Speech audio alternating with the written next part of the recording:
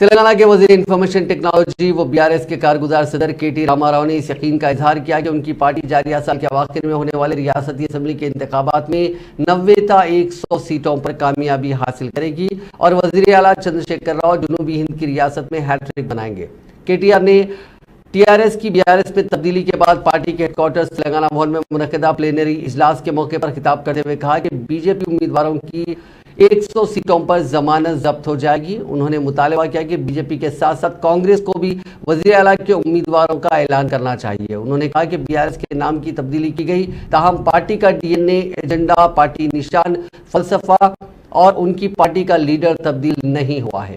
KTR نے ان کے مستقبل کے وزیر اعلیٰ ہونے سے متعلق اطلاعات پر رد عمل ظاہر کرتے ہوئے کہا کہ ان کے والد و پارٹی کے سربراہ KCR کی عمر ابھی 70 سال بھی نہیں ہوئی۔ امریکہ کے صدر جو بائیڈن کی عمر 80 سال ہے، وہ ایک اور میعاد کے لیے انتخاب لڑنا چاہتے ہیں۔ انہوں نے کہا کہ KCR اور ان کی پارٹی کی پہچان ہے۔